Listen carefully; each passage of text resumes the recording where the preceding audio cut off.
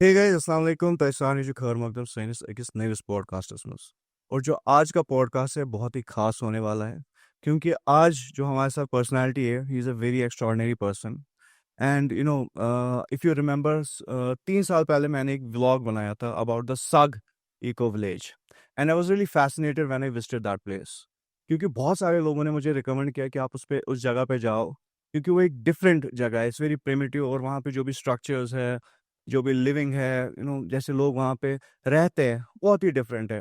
वहाँ पे जो फार्मिंग होती है, जो घर है, they are made of mud and clay and I was really fascinated and when I went to that place मैंने उस पे जो जब व्लॉग बनाया और लोगों के सामने पेश किया तो बहुत सारे लोगों को उस जगह के बारे में पता चला।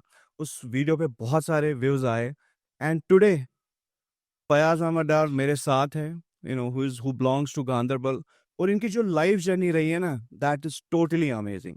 तो आज उनके साथ ही हम लोग गुफ्तगू करेंगे और जानेंगे कि ये जो सेल्फ सस्टेनिंग विलेज है इसका आइडिया कैसे आया।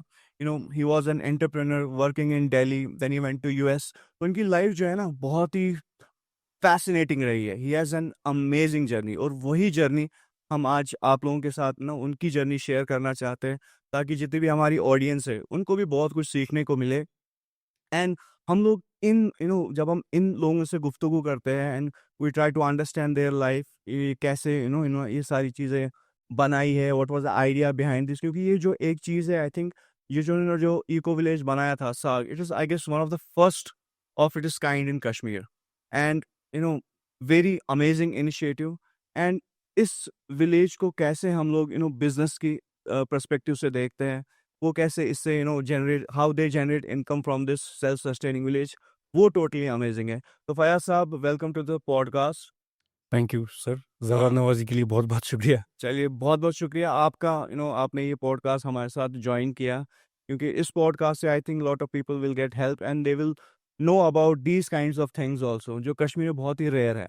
और आपको पता है कि जो कश्मीर है it's a very beautiful place. We have beautiful resources, beautiful pine forest, अलहमदिल्ला। ब्यूटीफुल मीडोज, मतलब इन टोटलिटी ये जन्नत है। और जो नेचर है it plays a very important role because we are surrounded with lot of resources. और as an individual से हमारी भी रिस्पॉन्सिबिलिटी बनती है कि हम अपने रिसोर्सेज को प्रिजर्व करें, यहाँ के एनवायरनमेंट की तरफ भी सोचें। इट्स नॉट ऑलवेज के वी जैसे सिटीज़ में होता है lot of ventures come up, they are technology driven, they are business driven. लेकिन जो एक नेचर का जो कॉन्सेप्ट है बिजनेस के साथ जो इंटीग्रेट होता है वो बड़ा ही फैसिनेटिंग है। तो फयाज साहब, थोड़ा सा आप अपने जर्नी के बारे में बताइए, हमारे व्यूअर्स को बताइए कि how you started, how was your schooling, because आप गांदरबल से वाबस्ता है। यू हैव आई गेस 6 और 7 सिबलिंग्स और उस टाइम पे स्कूलिंग का कॉन्सेप्ट बड़ा ही थोड़ा सा ऑर्थोडॉक्स होता था।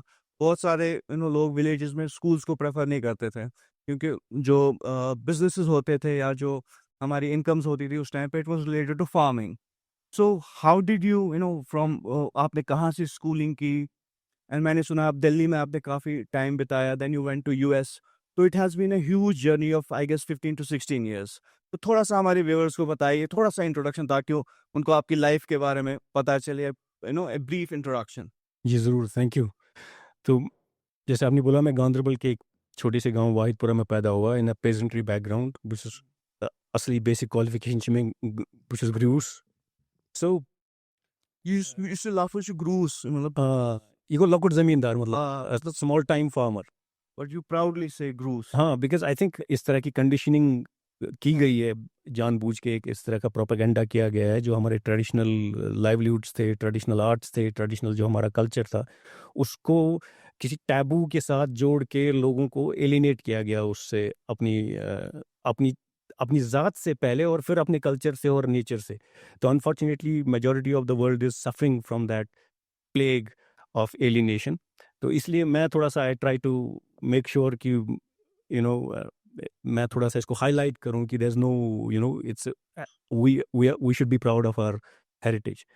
तो मैं इस बैकग्राउंड में पैदा हुआ, तो पूरी फैमिली जैसे फार्मिंग का एक्सपीरियंस मुझे बचपन से ही था, तो काफ़ी मज़ा आता था उस काम में। मगर फिर वो स्कूलिंग का जो चलन था उन दिनों, नया-नया दौर था, तो हम लोगों को भी स्कूल भेजा गया। तो वो जो पूरा एक उस टाइम पे रेटरिक था, डेवलपमेंट, प्रोग्रेस, एजुकेशन, वो तो हो रहा था और हम भी स्कूल गए और हमको ऐसा लगा कि और कोई चॉइस नहीं है, this is like a natural transition कि स्कूल तो जाना ही है। मगर कुछ डिस्कम्फर्ट था मुझे इससे कि the way we were treated, the way people were treated, the way we were treating our natural resources. और आप किस टाइम फ्रेम की बात करें सर? ये मेरा जो ऑफिशियल पैदाइशी डेट है वो 1976 का है। ओके।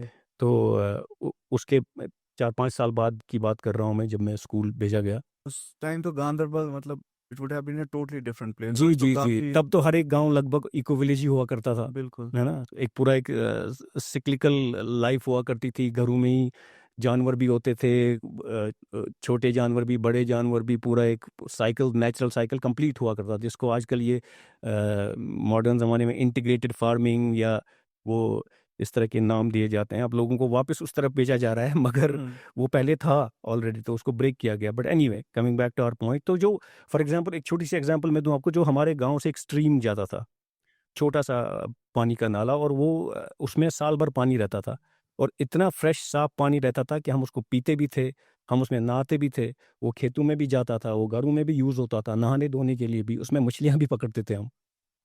तो ऑल ऑफ इट इज हाँ, वो लाइफलाइन सी थी हमारे गाँव की। हाँ, तो जैसे-जैसे ये एजुकेशन और डेवलपमेंट और प्रोग्रेस का पैराडाइम एक तरह से, एक ये प्रोपेगेंडा और स्ट्रांग होता गया, उधर दूसरी तरफ से हम देख रहे हैं कि वो स्ट्रीम, अब आज आप देखेंगे उसको तो you won't feel like looking at it. वो ड्रेन बन गई है। उसके पानी को पीना तो दूर, हाथ लगाने से भी इंसान कतराता है। और तो इस तरह का जो है ना, हम शायद कहीं न कहीं there is a big disconnection. तो वो चीज़ें हो रही थी।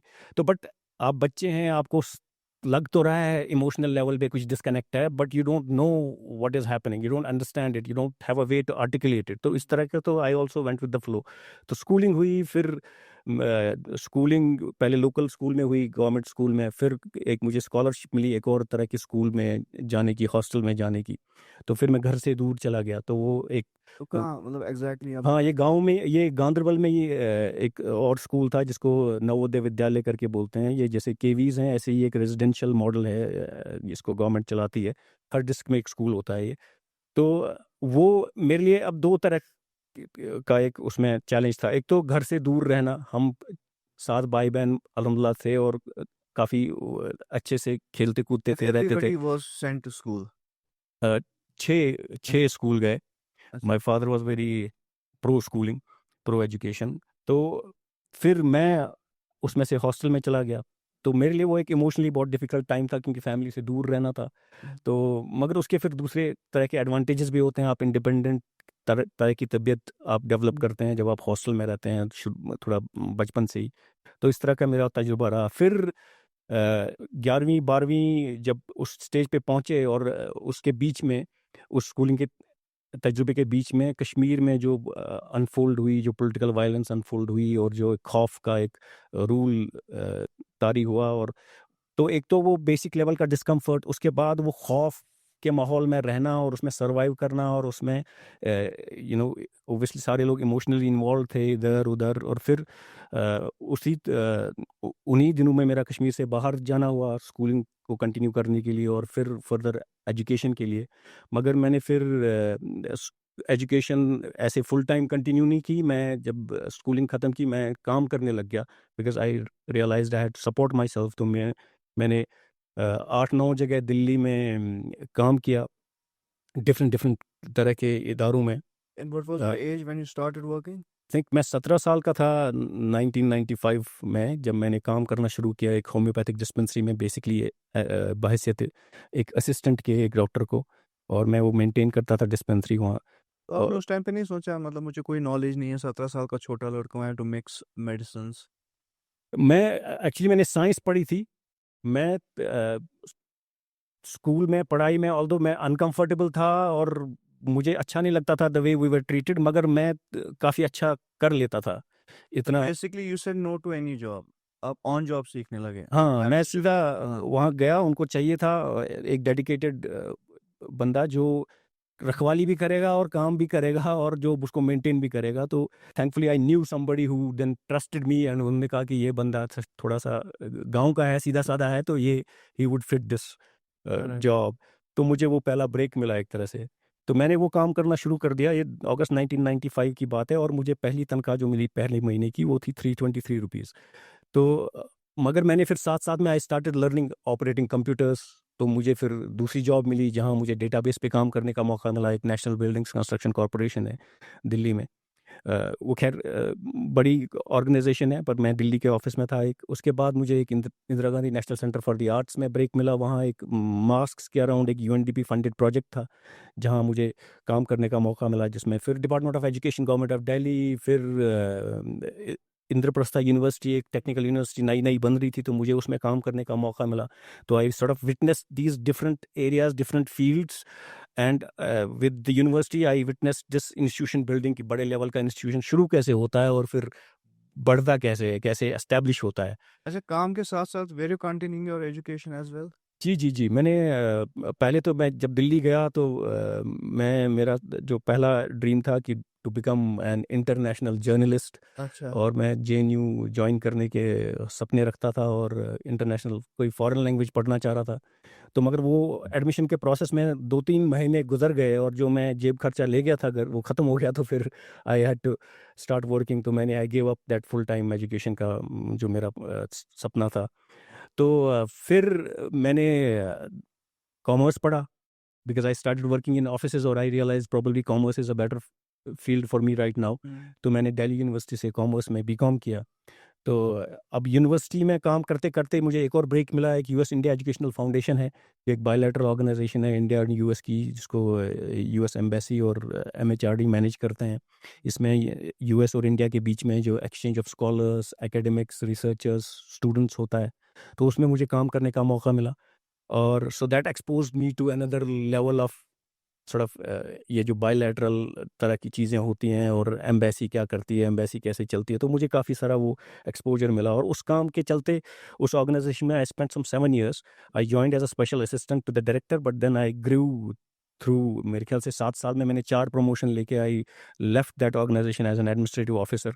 और मैं उस ऑर्गेनाइज़ेशन में काम करते-करते I was also responsible for organising these events for the scholars, the American scholars who were in South Asia. Okay. तो वो मुझे उनके साथ ट्रैवल करने का, उनके साथ इंटरैक्ट करने का काफ़ी सारा मौका मिला। और वो कॉन्फ्रेंसेस अक्सर बड़े-बड़े होटल्स में हुआ करती थी और मैं उनको ऑर्गेनाइज़ करता था। तो काफ़ी मुझे वो होटल्स का बैक एंड भी पता चल रहता था और फ्रंट एंड भी पता रहता था। मुझे काफ़ी एक्सपोज़र मिला उस चीज़ का। और फिर जैसे ये इवेंट्स खत्म होते थे, I would always take a few days off and just be in that place, because 5 star आपको सही रियल कल्चर नहीं दिखाता है जगह का, हाँ। है ना? तो एंड द मैं ये कौन-सा टाइम पीरियड था? ये this is between 2001 to 2008। Okay.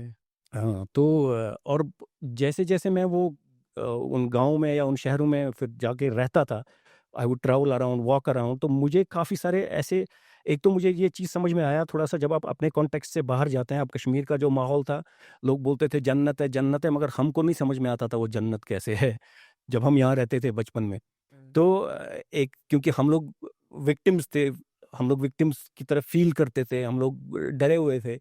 और वो जो ऊपर वाले की मोहब्बत है, वो प्यार है, वो हमको समझ में नहीं आता था, ये कैसे है? तो वो एक तो जब आप फिर बाहर जाते हैं, तो बाहर फिर आप दूसरी जगह देखते हैं, दूसरे लोगों के स्ट्रगल्स देखते हैं, तो फिर आपको थोड़ा-सा अपनी जगह भी, अपना आप भी समझ में आने लगता है थोड़ा बहुत, जब आप कंपेयर करते हैं। तो एक तरह से तो एक तो वो प्रोसेस चल रहा था। दूसरा, फिर मैं जब ये अलग-अलग जगह में घूमता था, तो I would one witness the people's struggles, but then I would also find some people working on alternatives, चाहे वो एजुकेशन पे कर रहे हैं, कल्चर से रिलेटेड कोई काम कर रहे हैं, एनवायरनमेंट से रिलेटेड कोई काम कर रहे हैं, किसी पर्टिकुलर फिलॉसफी को लेके कोई काम कर रहे हैं। जैसे इंडिया में कुछ लोग गांधी फिलॉसफी पे करते हैं या इस तरह की चीज़ें करते हैं। तो वो भी मैं देखता था और नोटिस करता था कि कुछ लोग हैं जो अल्टरनेटिव्स पे काम कर रहे हैं, जो ये मेन स्ट्रीम पैराडाइम है, जो एक तरह से एक ग्लोबल टेम्पलेट है, जो रेप्लिकेट की जा रही है हर जगह। अब हर कॉन्टेक्स्ट के अपने चैलेंज तो हैं ही हैं। फॉर एग्जांपल कश्मीर में ये पॉलिटिकल टर्मोइल, पॉलिटिकल वायलेंस और इस तरह का तो एक हमारा कॉन्टेक्स्ट है ही है, मगर other than that there is a global template, जो चाहे एजुकेशन के हवाले से, डेवलपमेंट के हवाले से, इस तरह की चीज़ों के हवाले से आप देखें, तो ये एक ग्लोबल टेम्पलेट है, जहाँ लोगों को किसी न किसी तरह से पकड़ के अपने अपने आप से और अपने कल्चर से दूर किया जाता है और उनको फिर उनकी जो एस्पिरेशंस है, वो एक एलियन इमेज से, एक बाहर की इमेज से प्रोपेगेंडा के थ्रू डिज़ाइन की जाती है, तो लोग अपने आप को, अपने कल्चर को थोड़ा डीवैल्यू करते हैं अपने ज़हन में। तो इस तरह का एक पैराडाइम है दुनिया में। तो ग्लोबल जो सेटअप है, उसमें majority of the population around the world is struggling और सफरिंग और लिविंग अनफुलफिल्ड लाइव्स, और एक छोटा-सा परसेंटेज है लोगों का जो समव्हाट ठीक-ठाक ज़िंदगी गुज़ार रहे हैं। They are able to do some of the things that they want to do. उनमें अपनी इमोशंस का और अपने थिंकिंग पे उनका थोड़ा कंट्रोल है। और फिर एक छोटी-सी मिनिस्क्यूल परसेंटेज है जो एक्चुअल में है who are running the show, जिसको आप एक ग्लोबल एलीट भी कह सकते हैं। तो अच्छा, sorry to cut जी, you down. When you say unfulfilled life, what do जी। you mean exactly by that? अब रिलेट करने के लिए हम लोगों के साथ मैं ये एग्ज़ाम्पल देना चाहता हूँ कि अभी हम स्कूलिंग शुरू करते हैं 3 साल पे, Correct. और फिर 30 साल तक स्कूलिंग में रहते हैं, 25 साल कम से कम, है ना? तो कम से कम 22 साल या 25 साल आप फुल टाइम स्टूडेंट होते हैं और एजुकेशन हासिल कर रहे होते हैं। और आप देखेंगे अभी प्रोटेस्ट पे प्रोटेस्ट, ग्रुप्स प्रोटेस्ट कर रहे हैं जिन्होंने इतने 22 साल या 25 साल एजुकेशन हासिल करने में लगाए हैं। But all they have is a piece of paper and they are looking for a job. They are protesting कि हमको जॉब नहीं मिल रही है। और हम बात कर रहे हैं किनकी? We are not talking about sheep, we are talking about human beings, जिसको हमारे कल्चर में अशरफुल मखलूक़ात बोलते हैं। We are the best creation of the universe. अभी कटिंग एज साइंस पे भी देखेंगे तो they also are now agreeing with our cultural wisdom कि नहीं, इंसान is actually at the cutting edge. बीच में कुछ कन्फ्यूजन हो गया था कि हम कुछ ख़ास नहीं है, हम भी जानवर ही हैं, ऐसा भी एक थिंकिंग का दौर था। मगर अभी क्लियर हो गया है, जो कटिंग एज साइंस है that also agrees with our cultural wisdom कि हम ख़ास हैं, the capacity we have it is unmatched, there is no comparison with other beings. तो इस हम उनकी बात कर रहे हैं। मेरा मानना है ये सारी चीज़ों को नज़र में रखते हुए जितना भी मेरा तजुर्बा है, चाहे वो कल्चर के हिसाब से है या चाहे साइंस की रिसर्च के हिसाब से है, कि we are the capacity we have, we are meant to solve problems, we are meant to take on challenges, we are meant to take forward the evolution. तो इस तरह की कैपेसिटी को आप एक इस तरह से कंडीशन करते हैं और इस तरह से उसको लोगों को अपने आप से एलिनेट करते हैं कि वो 20-25 साल वो एजुकेशन में लगाते हैं मगर they don't even know how to fend for themselves. जो एक बिल्ली आराम से कर लेती है, मतलब बिल्ली अपना खाना आराम से खाती है, उसको टेंशन नहीं होती उसकी। इंसान जो इस दुनिया को आगे बढ़ाने के लिए आया है, इस who is here to improve things, who is here to realise you know a higher purpose, उसको आपने एक जानवर की जो एक्जिस्टेंस पे लाके खड़ा कर दिया है। तो ये जो कैपेसिटी है, काफ़ी सारे लोग जो हैं ज़िंदगी फुल गुज़ारते हैं 70 साल, 60 साल, 80 साल, 90 साल, but when they leave from the world they are still unsure कि हम क्या करने आए थे और हम क्या करके जा रहे हैं। Basically, content, they are not content हाँ, people. they have not been able to realize their purpose. They have not been able to fulfill their purpose. They have not been able to use their potential. तो ये एक प्लेंडेमिक है, जो अभी कहने का मतलब चल रही जैसे है। आजकल का कल्चर है, people are very busy in their lives, be it their work, सुबह से शाम काम करते हैं, वो एक हैप्पीनेस नहीं है, फुलफिलमेंट नहीं है। और at the end of the day when you come from work, you have family and everything, but वो पीस नहीं है ना? वो एक एक साइकिल में हम लोग फंसे हुए हैं। बिल्कुल, बिल्कुल। और ये कैसे निकल जाता है, देखिए बच्चा 3 साल का होता है ना, 3 साल से पहले उसको प्रेपरेटरी में डालो, है ना? अब प्रेपरेटरी में जाओगे, जब प्रेपरेटरी में अच्छा करोगे फिर एडमिशन हो जाएगा, फिर कोई प्रॉब्लम नहीं है, फिर तुम्हारी लाइफ सेट है। फिर उसका एडमिशन हो गया, अब सेकंड में आओगे तो सेकंड क्लास में आओगे, फिर थर्ड क्लास में, अब 10th कर लोगे तो फिर कोई प्रॉब्लम नहीं है, अब 12th कर लोगे तो फिर कोई प्रॉब्लम नहीं है, अब नौकरी मिल जाएगी तो फिर कोई प्रॉब्लम नहीं है। तो ऐसे हम डेफर करते रहते हैं अपनी हैप्पीनेस, अपनी फुलफिलमेंट, अपनी कंटेंटमेंट। तो हम बच्चों को बचपन से ही ऐसे ट्रेन कर रहे हैं कि बस 1 साल, 2 साल, 3 साल, 10 साल, 15 साल, जब तक उसका टाइम आता है जाने का, फिर वो यू वंडर कि मैं करने क्या आया था। और वो अपने बच्चों की तरफ देखता है, उनको भी फिर उसको दुखी होता है। तो लोग ज़्यादातर दुखी जा रहे हैं इस दुनिया से।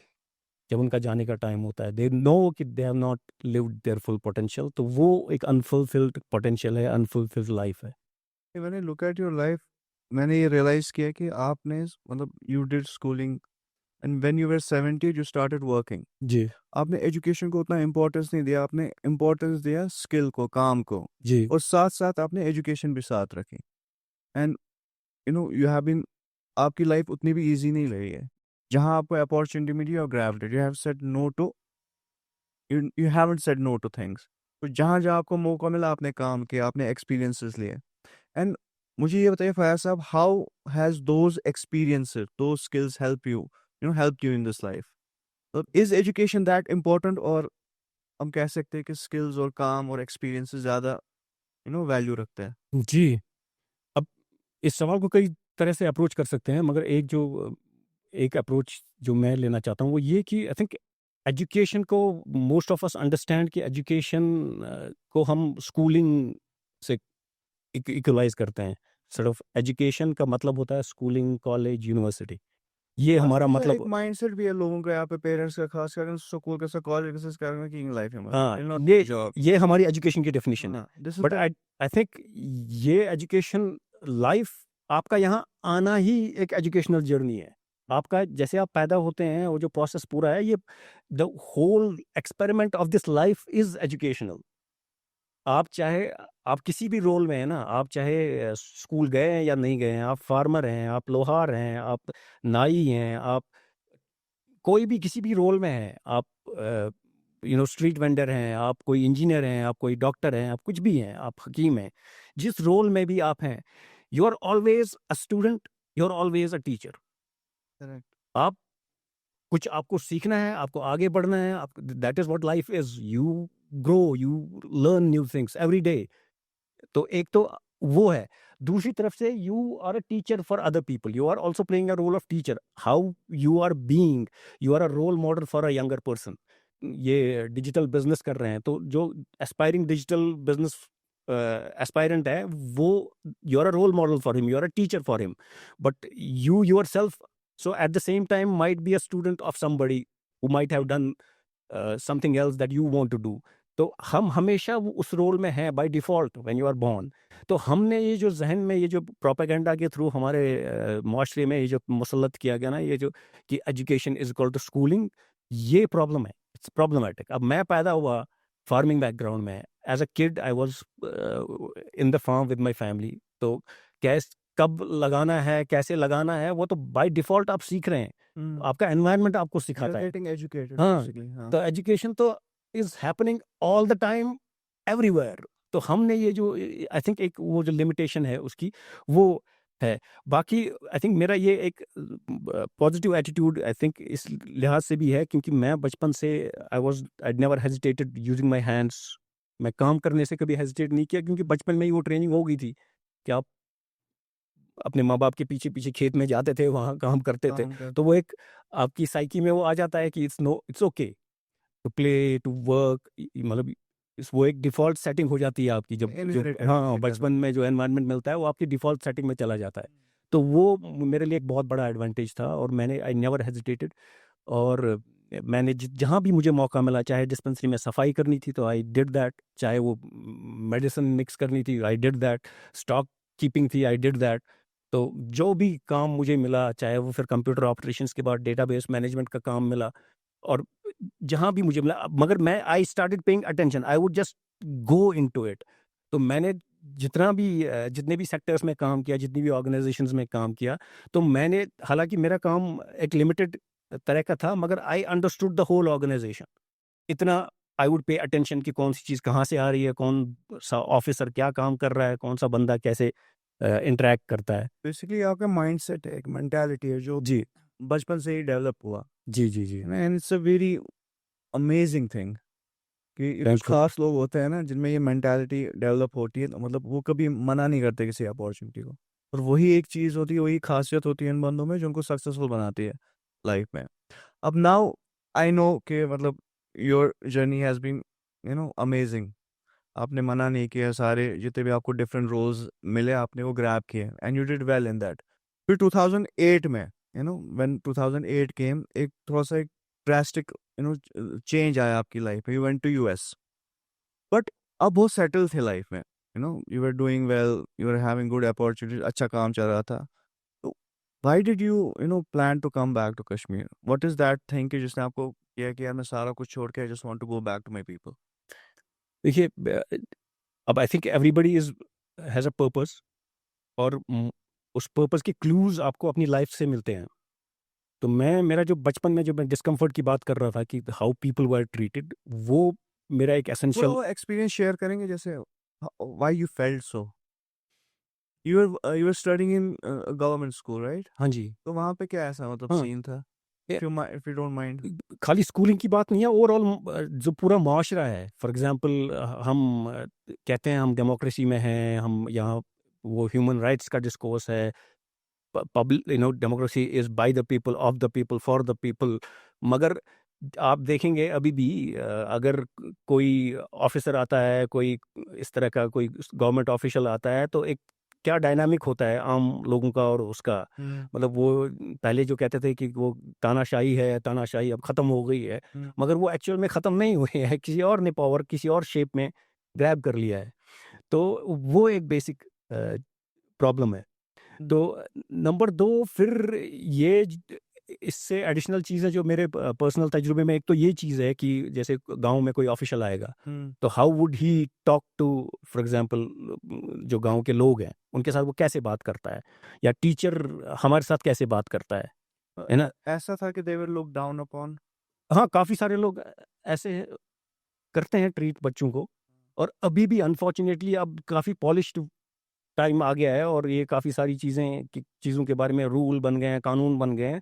मगर बेसिक जो चीज़ है, बच्चे को आप कंट्रोल कैसे करेंगे? आप उसको डाँट के ही ज़बरदस्ती करके ही कंट्रोल करेंगे। अदरवाइज़ बच्चे तो naturally they are inquisitive, they are creative. मगर आपको उनको एक कतार में खड़ा रखना है और आपको उनको एक घड़ी के हिसाब से चलाना है, तो फिर आपको उनको ज़बरदस्ती उनके साथ करनी है। तो अभी आप भी उनको तैयार कर रहे हो किसी चीज के लिए हाँ, पर्पसफुली। हाँ, पर्पसफुली तैयार कर रहे हो अपने मकसद के लिए। करेक्ट। जो उनका मकसद है that you are ignoring, not just ignoring but you are killing that spirit. तो उसके लिए तो आपको ज़बरदस्ती करनी ही पड़ती है। तो वो तो एक inherent, humans are not supposed to live like that. Humans are supposed to live in an environment which is enabling, which is which helps you explore and become better and grow and learn and then teach. तो इस तरह का वो है। तो ये जो discomfort है एक चीज़, और उसके बाद जो हमने देखा यहाँ, जो हालात हमने देखे और जिस तरह का खौफ हमने देखा और जिस तरह के इसका नुकसान हमने उठाया, जानी नुकसान, माली नुकसान, इमोशनल नुकसान, सेहत के हवाले से नुकसान।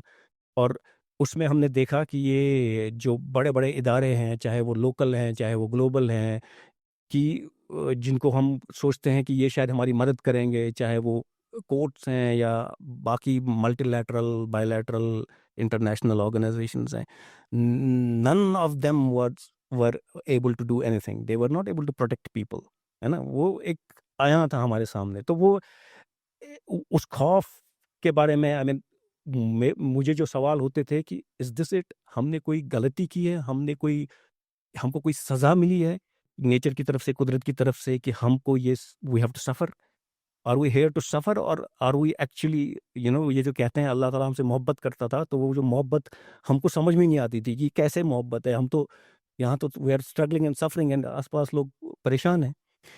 तो वो क्वेश्चन भी था। व्हेन आई वेंट आउटसाइड, तो मेरे पर्सपेक्टिव्स काफ़ी सारी चीज़ों के बारे में बदलते गए। आई वो एक्सपैंड होता गया। मुझे आपको कभी चीज़ें ख्याल नहीं आया I will join the struggle और समथिंग? ऐसा भी था, ऐसा भी था। I will do something for my people. हाँ, और तो ये उसी जद्दोजहद का ही मतलब एक वर्जन है कि यू वांट टू कंट्रीब्यूट। तो मैं, ये सवाल मेरे ज़हन में हमेशा था कि what can I do? How can I help? Because otherwise you are a very एक ज़र्रा हो आप, यू नो। और आज आज जो ताकतें हैं, ये जो जिस तरह का पैराडाइम है, वो बहुत ताकतवर लगता है। उसके सामने आप टिक नहीं सकते। तो वो सवाल भी था और खौफ भी था, है ना? हमने देखा। तो वो तो बाहर जब मैं गया और जो और कल्चर्स मैंने देखे, और जैसे-जैसे मुझे चीज़ें समझ में आई कि अपने बारे में, अपने कल्चर के बारे में, ह्यूमन बिहेवियर के बारे में, और जो मैं ग्लोबल टेम्पलेट की बात कर रहा था, किस तरह से ग्लोबल अफेयर्स काम करते हैं। तो वो चीज़ें जब जैसे-जैसे मुझे समझ में आई, वो जो क्वेश्चन था, what am I supposed to do, वो थोड़ा और स्ट्रॉन्ग होता गया और मुझे कुछ चीज़ें दिखने लग गईं। तो that's how this transition happened in 2008. I decided to quit my life in Delhi and come back to Kashmir. Okay. और मगर I paved my way via US, क्योंकि मैं वापस आना चाहता था। I wanted to work with younger people, और वो मेरा I wanted to become a social worker. और जो मैं मेरी एक बेसिक जो अपनी सेल्फ आइडेंटिटी है वो एक सोशल वर्कर की ही है। तो अ, मगर उसके लिए अपने आप को प्रिपेयर करने के लिए आई रियलाइज कि probably I need to get some more knowledge, get some more skills, और इस तरह का मुझे काम करने के लिए जो चीज़ें चाहिए। तो एक conflict transformation and sustainable development में एक मास्टर्स प्रोग्राम मैंने किया यूएस यूनिवर्सिटी से। यूएस में एक ब्रांडेज यूनिवर्सिटी है नियर बॉस्टन, ठीक ठाक यूनिवर्सिटी है। तो वहाँ से वो प्रोग्राम करके then I came back to Kashmir in तो 2010। आपको ख्याल नहीं है यूएस में सेटल होता हूँ?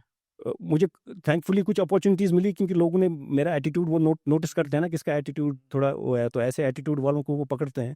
तो मुझे भी मिली ऐसे मौके, मगर मेरा प्री डिटरमाइंड था कि मेरा तो कुदरत ने मुझे प्लांट किया है कश्मीर में, मुझे Kashmir, so that is my playground. Whatever I do, I will do it in Kashmir. तो मैं वापस आ गया 2010 में। बेसिकली मैंने देखा है कि बहुत सारे लोग ऐसे होते हैं, मतलब खासकर Kashmiri, lot of them they choose an option to settle down, Kashmir नहीं आना चाहते, they are happy and content with their life outside. लेकिन कुछ खास लोग ऐसे होते हैं, बाहर काफ़ी रहते हैं, पर उनको इतनी मोहब्बत होती है अपने वतन से कि at the back of their mind Kashmir is always you know revolving. तो वो सोचते हैं कि कब यहाँ से निकलो और मैं कश्मीर में आई फाइंड समथिंग, मैं यहाँ पे सेटल डाउन हो जी, जी, जी। मेरे साथ भी ऐसा ही था, और जितने भी लोगों से मिला हूँ, ख़ास तौर से कश्मीरियों से, all of them feel for Kashmir. सब लोग कुछ ना कुछ कंट्रीब्यूट करना चाहते हैं, वेदर दे कम हियर और they continue to live there, वो किसी न किसी तरह से कंट्रीब्यूट करना चाहते हैं, एटलीस्ट वो सोचते रहते हैं। इतना मैंने देखा है। जाए। तो थैंकफुली मेरा ऐसी जर्नी रही है कि I was able to come back and start over again there. So when you came back to Kashmir, अब थोड़ा सा अपनी जर्नी के बारे में बताएं कि यू केम हेयर, तो यहाँ पे उतने एवेन्यूज हैं नहीं, ना गवर्नमेंट जॉब्स है, ना उतना प्राइवेटाइजेशन है। We are talking about 2008 2010। तो how did your journey from 2008 कि आपने फाउंड किया ये साग इको विलेज, तो ये ट्रांजिशन कैसे है एंड हाउ यू नो आपने इसको डाइवर्सिफाई किया कि आपने आप इकोलॉजी की तरफ गए, सेल्फ सस्टेनेंस की तरफ गए, ये आइडिया कैसे आया? जी, ये जो आइडिया ऑफ सस्टेनेबिलिटी है, आई आई कांट रिमेंबर कि मैंने पहली बार ये वर्ड कहाँ सुना या सीखा, क्योंकि मैं दिल्ली में जब था तो I also engaged with some informal groups जो कल्चर के ऊपर काम करते थे, दिल्ली के कल्चर के ऊपर, या जो फार्मर्स राइट्स, वो जो जंतर मंतर में प्रोटेस्ट वगैरह होते हैं उसके अराउंड काम करते हैं, उनको सपोर्ट करते हैं उन मूवमेंट्स को। तो मैंने उनके साथ एंगेज किया, तो कहीं ये आइडिया जैसे ही मैंने सुना सस्टेनेबिलिटी, तो मुझे काफ़ी अच्छा लगा कि how do you you know maintain the natural order and pass it on to your next generations as it is, आप डैमेज ना करें उसको।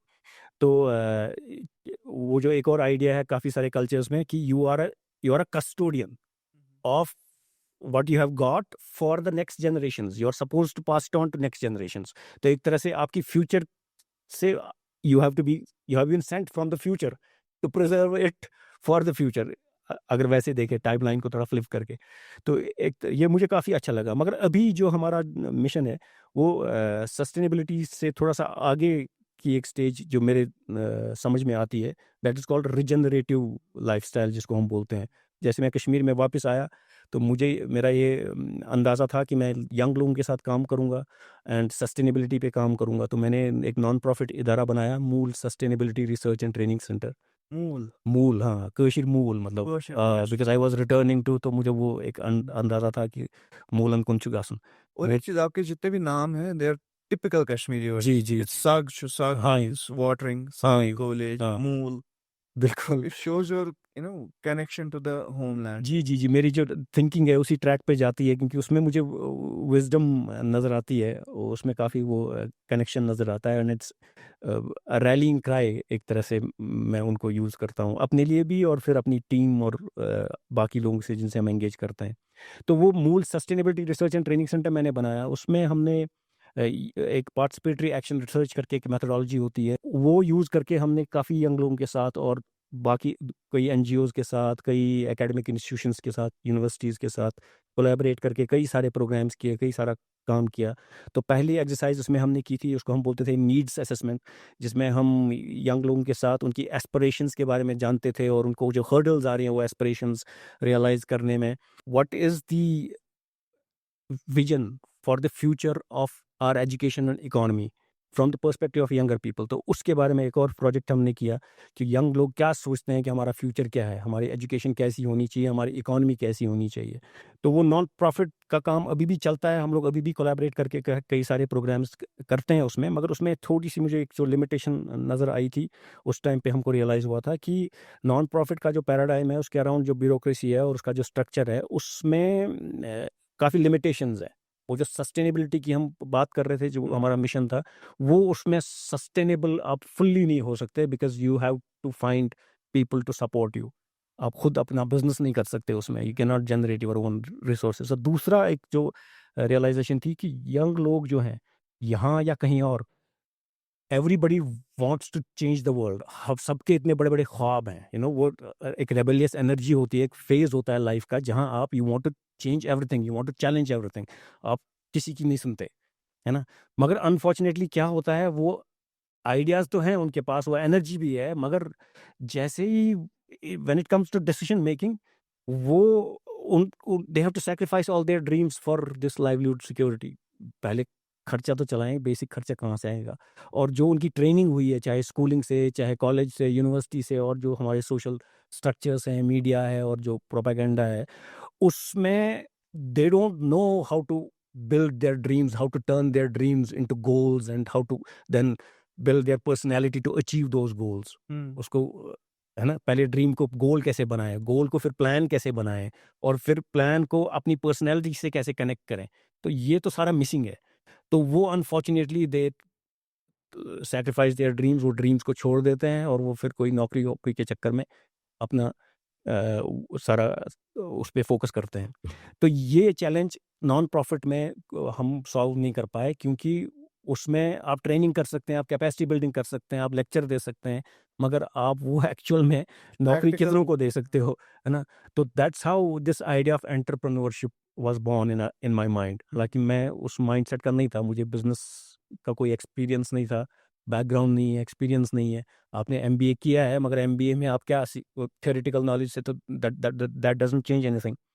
तो अ, फिर ये जर्नी शुरू हुई, दैट्स हाउ सग इको विलेज वाज बोर्न। तो इसका आइडिया आया, सग का आइडिया। तो सग का मतलब वो जो मूल है, तिमंज गॉड साग दिन। So it was a step back in terms of जो हम हमारा मिशन है। तो उसका फिर हमने मिशन रखा टू बिल्ड रिजेनरेटिव लाइफस्टाइल्स, जो सस्टेनेबिलिटी से एक मेरी समझ में एक नेक्स्ट स्टेज है। रिजेनरेटिव मीनिंग नेचर में जो एवोल्यूशन है, it is regenerative. It takes all its learning and experience and builds an improved version. Sustainability का जो आइडिया था, to preserve it for the future generations. Regenerative living का जो idea है is to use your experience actively to improve things. तो बेहतर बनाना है, we are suppose to make things better. तो ये this is how I came back and we started with Mool and then Sag was born. So how did you, मतलब you had any savings? Because I do know that जो Sag Eco Village है, it's on a 16 canals of land, and so how did you, आपने क्या सोचा उस time पे कि मैं इन्वेस्ट करूंगा? मतलब it's a huge investment, इतना भी आसान नहीं है। जी मतलब and then will it work in a place like Kashmir जहाँ पे इसका उतना कॉन्सेप्ट नहीं है, एंड आपने रिस्क उठाया जैसे आप पूरी जिंदगी उठाते हो। जी तो हाउ डिड दिस, मतलब क्या सोचा आपने? How did you go about it? कैसे आइडेंटिफाई किया लैंड? कैसा लैंड था वो? क्योंकि आज जब हम वहाँ जाते हैं, so there is lot of structures around, lot of things have been made there। वहाँ पे मड हट्स है, डाइनिंग एरिया है। इनफैक्ट मैं बाथरूम्स में गया था, उनमें मतलब इट्स टोटली ऑर्गेनिक। इसका जो ये होता है उसको क्या कंपोस्ट ऑयल का है वो। कंपोस्ट करते हैं, उस खाद उसका भी बनाते हैं। तो everything is very sort of. अब इट इज़ नॉट कि हैफेजर्डली आपने सोचा कहीं पे कुछ लगा दिया, बहुत प्लान वे में, एक और ऑर्गेनाइज वे में किया गया है। तो थोड़ा उसके बारे में बताइए कि how how and as I know कि आपका बैकग्राउंड जो भी है, इट्स एन एमबीए, आपने बीकॉम किया, टोटली डिफरेंट अप्रोच है, मतलब दोनों अलग अलग चीज़ है। जी जी जी। तो कैसे हुआ ये?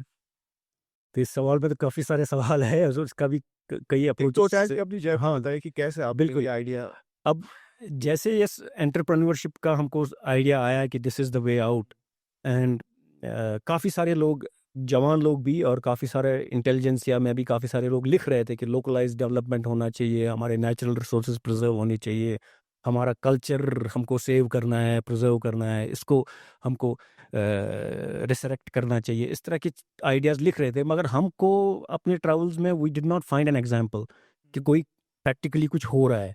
तो इनपुट वहाँ से मिला कि यार this is something that needs to be done, if lot of people are talking about it and we also realise it, then probably we should try it. तो एक मैं वो चैलेंज हमने लिया।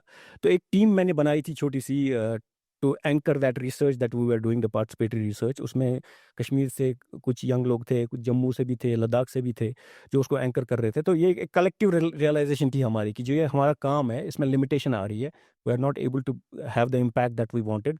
तो शायद एंटरप्रेन्योरशिप विल हेल्प अस। तो फिर हमने उसके बारे में सोचना शुरू किया। तो हमने सोचा फार्मिंग, शीप फार्मिंग से शुरू करेंगे। शीप फार्मिंग हमारा बड़ा एक रोमांटिक आइडिया रहता है, मगर जब हम उसमें कूदे फिर वी रियलाइज कि इसमें कितने रिसोर्सेज चाहिए, इसमें किस तरह का इंफ्रास्ट्रक्चर चाहिए। और फिर हमने कुछ ग्रांट्स भी लिखी, क्योंकि हम इसी बैकग्राउंड से थे, हमने ग्रांट एप्लीकेशंस भी लिखी, मगर काफ़ी उम्मीदों के साथ, मगर वो मटेरियलाइज नहीं हुई। और फिर यहाँ से जैसे हमारे बाकी प्रेशर्स बढ़ते गए तो people had to make other choices, उनको अपना करियर आगे बढ़ाना था, तो वो फिर they went on with their journeys. तो finally I had decided, I had come come back after sort of working for so many different organisations. मेरी एक परमानेंट गवर्नमेंट जॉब थी दिल्ली में, यूनिवर्सिटी में। I was sort of a permanent employee जिसको बोलते हैं। I had given that up, so and I had realised कि आपने एक बार कर दिया तो आप दूसरी बार भी कर सकते हैं, है ना। तो it's not a big deal. तो मैंने I did not give up. तो हमने फिर then we zeroed on in this piece of land because it was an abundant, almost abundant piece of land. It was a barren piece of land. इसमें सिर्फ पत्थर और कांटे थे, इधर लोग जाते भी नहीं थे। ये पहले कभी ऑर्चर्ड्स हुआ करते थे, मगर उधर पानी वानी कम हो गया तो सब सूख गया। तो it was the only affordable piece of land. इसमें न बिजली, स्टेप्स हाँ, ये पूरा फुटहिल था, ऐसे ऐसे पत्थर ही पत्थर दिखते थे, उसमें चल चल नहीं सकते थे। और लोग हमें एडवाइस भी करते थे वहाँ मत जाओ, वहाँ भालू होता है, वहाँ सांप होते हैं, वहाँ वो गुनस होती है, वाइपर वगैरह वो सब। तो द ओनली एडवांटेज मैं बताऊँ आपको, जैसे मैं उस उधर गया था, जब देखने गया था, तो वहाँ से व्यू बहुत अच्छा था। उसके अलावा न पानी, न बिजली, न सड़क, न पेड़ पौधे भी इतने नहीं थे। कुछ पुराने ट्रीज थे, एप्रिकॉट ट्रीज, बाकी कुछ नहीं था। That was the only piece of land that we could afford. मेरे जितने भी अपने रिसोर्सेज थे, जो भी, cheap, you brought a cheap land. हाँ, चीप लैंड लिया। जो और के ग्रुप में जो लोग थे, जो आपके दोस्त थे, कोलीग्स थे, दे बैक्ड ऑफ। जी जी, उनको, हाँ, they had to make other choices, so they moved on. Didn't they believe in the idea, और इट वाज लाइक इट्स वो it is because it became difficult. वो जो हमने ग्रांट्स लिखी या इस तरह की जो हमने कोशिशें की कि कहीं से कुछ रिसोर्सेज आएंगे, वो आए नहीं। और हम सब लोग यंग ही थे। अब मेरा थोड़ा तजुर्बा ज़्यादा था, मेरे पास थोड़ा बहुत पैसा था, बाकी के पास उतना भी नहीं था। तो वो मटेरियलाइज नहीं हो पाया, उनकी जो इन्वेस्टमेंट थी। तो I used everything that I had. तो एक तो वो, फिर I also borrowed money from my family members and friends. तो बैंक आई अवॉइडेड थैंकफुली। वो तो तो हमने फिर धीरे धीरे 2012-13 में we started working on that piece of land, वो बैरन पीस ऑफ लैंड। हमने पत्थर तोड़ना शुरू किया और वो कांटे निकालने शुरू किए, और उसमें सब्जियां और पेड़ लगाने शुरू किए। और फिर वो पत्थर तोड़ के वहाँ का पहला हट हमने बनाया। जो भी वहाँ इंफ्रास्ट्रक्चर है, all of it is made by the rocks broken from that patch of land. जो वॉल्स हैं वो 2 फुट वाइड स्टोन वॉल्स हैं in mud, and then they are mud plastered. तो actively involved in the ground work पूरा जो हो रहा जी जी जी जी, मैंने बाहर काम किया ना, चाहे वो मैंने वो होम्योपैथी में किया, चाहे वो मैंने बिल्डिंग्स कंस्ट्रक्शन कॉरपोरेशन में किया। तो what ever I picked from outside, उस तजुर्बे से, या मैं बचपन में अपनी फार्मिंग का बैकग्राउंड जो मैं एक्सपीरियंस में कह रहा हूँ, उससे भी जो everything came handy when you start following. एक बड़ा अजीब सा, जैसे वो कहावत है ना कि आप 1 कदम चलो, मैं 10 कदम चलूंगा। तो वो 10 कदम नहीं, वो बहुत ज़्यादा वहाँ से चलता है।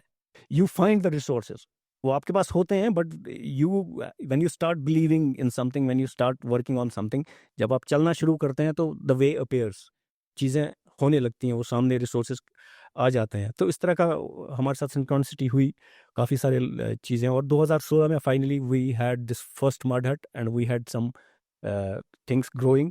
And we were experimenting with, हम पिकलिंग कर रहे थे, हम वर बना रहे थे, हम जैम्स बना रहे थे, और ये जो ट्रेडिशनल रेसिपीज यूज़ करके हम लोग फूड प्रिजर्व कर रहे थे। इससे आप इनकम भी जनरेट कर रहे थे। जी जी, हमने So उसको, where were you selling these things? अब पहले तो हमारा जो फर्स्ट नेटवर्क जो मेरे बैकग्राउंड का था वो यही था। एक तो मेरे जो दिल्ली के जो मेरे कनेक्शंस हैं वहाँ के काम से करने के हवाले से, और बाकी रहने के हवाले से, और फिर जो हमारा एनजीओज़ के थ्रू जो नेटवर्क था उसमें जो कनेक्शंस थे उनको हमने रीच आउट किया। तो उसमें काफ़ी सारी लिमिटेशंस, ये it has been a very rewarding journey. I have learned a lot through this entrepreneurship journey, because जैसे मैं बोल रहा था कि I am basically a social worker, मगर वो एंटरप्रेन्योर का माइंडसेट और एक सोशल वर्कर का माइंडसेट एंटायरली डिफरेंट होता है। और जिस तरह से हमारी अपब्रिंगिंग होती है, तो हमारा बिजनेस से रिलेटेड एक मिडिल क्लास या लोअर मिडिल क्लास जो लोग हैं, उनका जो बिजनेस के रिलेटेड माइंडसेट है या पैसे के रिलेटेड माइंडसेट है वो काफ़ी लिमिटिंग है। Conservative अ, actually.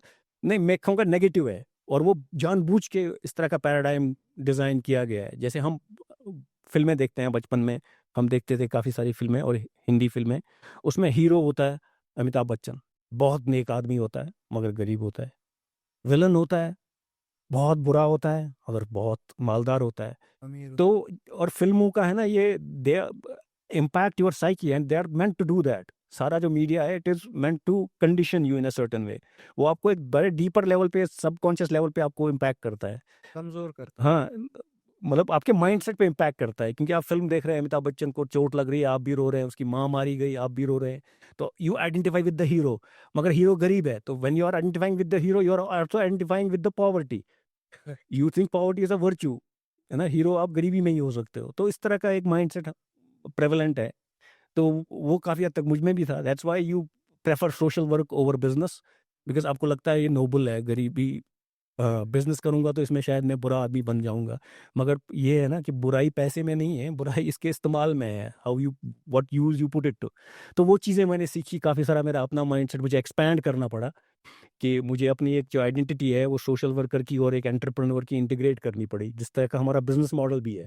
इसमें it's an ecological entrepreneurial venture, जिसमें नेचुरल रिसोर्सेज़, कल्चरल रिसोर्सेज़, हमारे अपने मेरे अपने नीड्स जो हैं और रिसोर्सेज़ हैं, और टेक्नोलॉजी को एक इंटीग्रेटेड मॉडल है, जिसमें इस तरह का बिज़नेस है that improves the quality of life for all stakeholders, whether that is the owner, so called owner, hmm, या that is the team, that is the customer, और that is the non human stakeholders, पेड़ हैं, soil है, ये जानवर हैं या कीड़े हैं या इंसेक्ट्स हैं।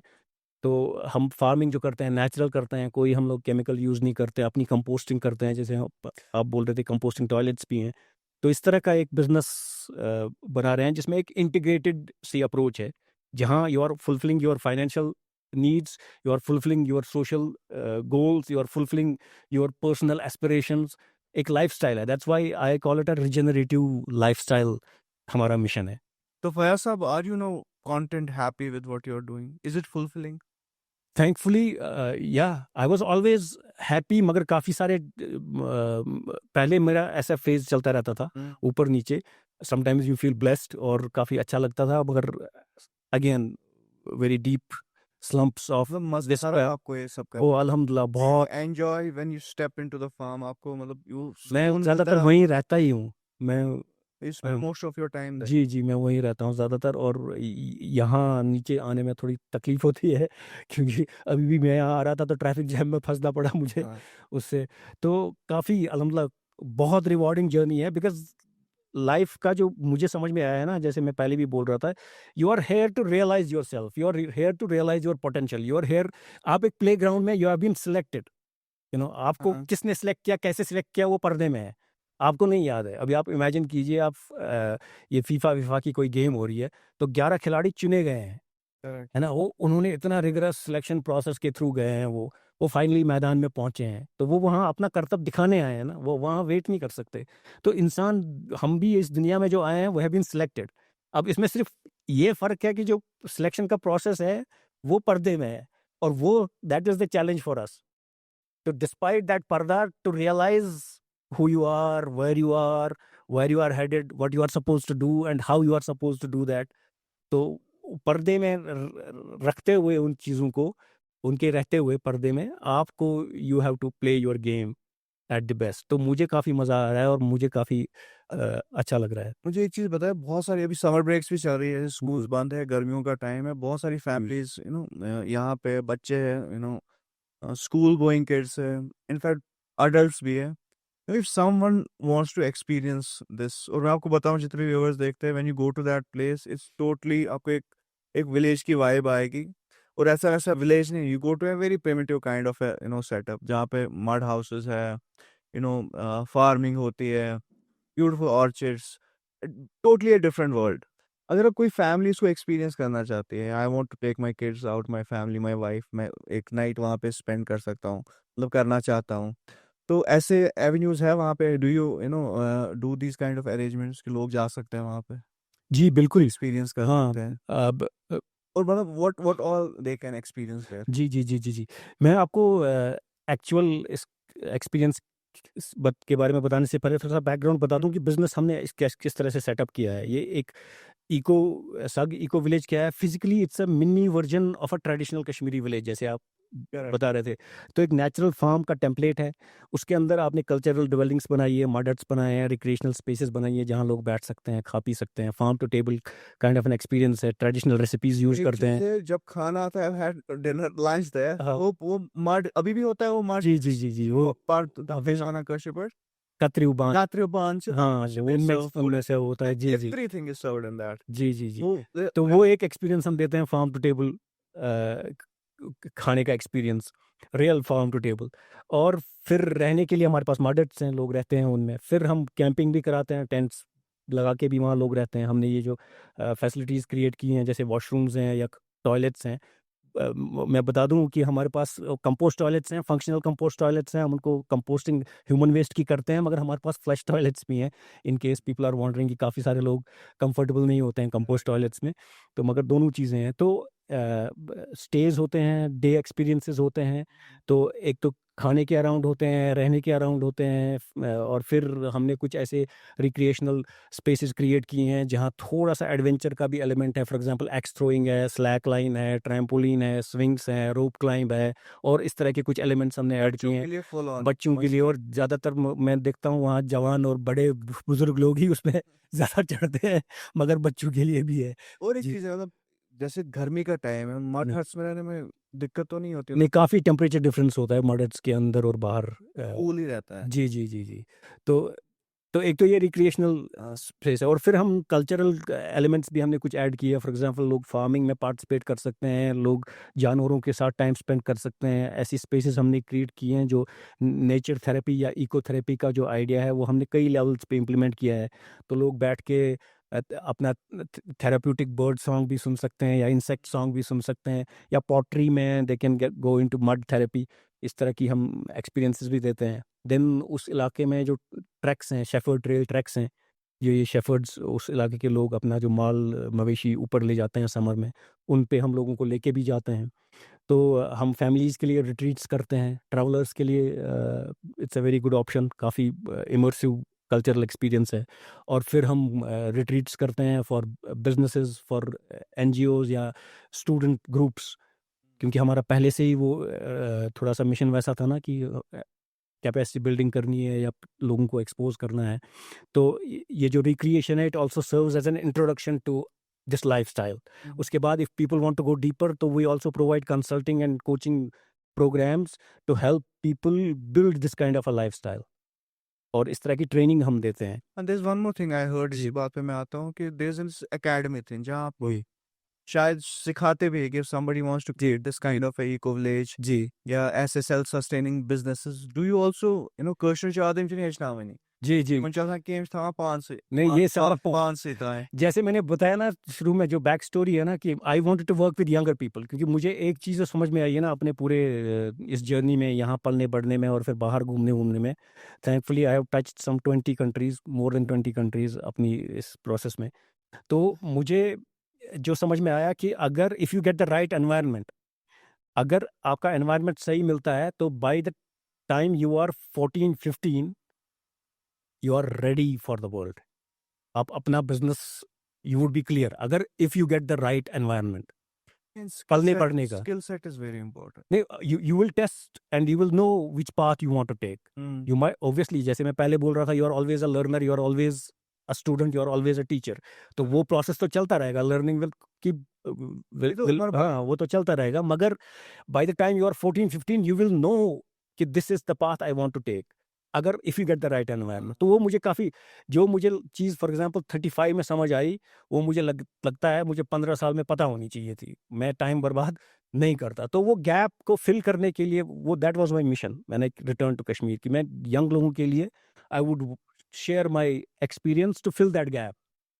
तो ये जो सारा सग का एक्सपेरिमेंट हुआ है, it is part of that process only. ये एक एक्सपेरिमेंट की तरह ही मैंने किया है, because I wanted to see कि जो मैं बोल रहा हूँ या सोच रहा हूँ वो हो भी सकता है या नहीं हो सकता है। और वो जो क्वेश्चन ऑफ लाइवलीहुड सॉल्व करना है आपको, entrepreneurship is for that purpose. It's for, मैं ultimately I want to use this experience to share with other people so that they can also fulfil their dreams. तो सारा जो experiment हो रहा है, ये जिसको हम इकोलॉजिकल एंटरप्रेन्योरशिप बोलते हैं, मैं इसको कई बार ये भी बोलता हूँ, it's an ecological entrepreneurial experiment. तो उसमें ये जो लर्निंग है, हमारा जो बेसिक मेथोडोलॉजी है, पार्टिसिपेटरी एक्शन रिसर्च, वो हमने इंटरनलाइज कर ली है। तो we are always researching, we are always acting, तो वी आर ऑलवेज लर्निंग। तो वो डॉक्यूमेंट भी होता है। एंड 2018 में हमने फॉर्मली ये प्रोग्राम्स भी लॉन्च किए based on consolidation of our learning. एक तो ये कि हमने फिजिकली जो ये एक्सपेरिमेंट किया है, उससे पहले जो मेरा बाहर का जो जर्नी रहा है ओवरऑल, जिससे जो उससे लेसन्स ड्रॉ किए, फिर नॉन प्रॉफिट वर्क से जो ड्रॉ कर किए और अभी भी कर रहे हैं, और फिर ये जो एंटरप्रेन्योरल एक्सपेरिमेंट हमने किया, ये सागी को विलेज को बिल्ड करना और इसको कनेक्ट करना। Thankfully we have won awards and we are being appreciated, काफ़ी सारा थैंकफुली आगे बढ़ रही है बातें। तो ये सारा एक्सपीरियंस हमने कंसोलिडेट किया है। और एक और क्रिटिकल एलिमेंट इसमें वो है जो मैं माइंडसेट की बात कर रहा था, कि I had to shift my own mindset, I had to overcome my own fears, I had to shift my mindset about money, about business, about the world, about how things work. तो मुझे अपनी personality change करनी पड़ी। अगर मुझे आप 5-6 साल पहले मिलते तो मैं शायद बोलता नहीं टोटल आपके सामने, because I was comfortable behind the scenes, I was a good facilitator, मगर फिर मैं सामने नहीं आता था। तो मगर जैसे मैंने ये फिर एंटरप्रेन्योरशिप की जर्नी शुरू की और इसमें थोड़ा हमको हिकअप्स आए, एंड आई रियलाइज नहीं, I had to break my silence, I had to take on this new aspect of my personality, I had to develop, I had to communicate, I had to talk to people. तो वो फिर मैंने shift किया अपने आप को। तो वो जो माइंडसेट की जर्नी मेरी रही है, I have taken numerous programmes, numerous coaching programmes. मुझे अब याद भी नहीं कि मैंने कितने सारे प्रोग्राम्स अटेंड किए हैं, लोगों के देखे हैं, बोथ लोकली इंटरनेशनली, जो ग्लोबल उस पर कटिंग एज उस पर अवेलेबल हैं। तो वो एक्सपीरियंस भी, वो प्रैक्टिकल एक्सपीरियंस भी हमने कंसोलिडेट किया। तो we offer 2 core programmes.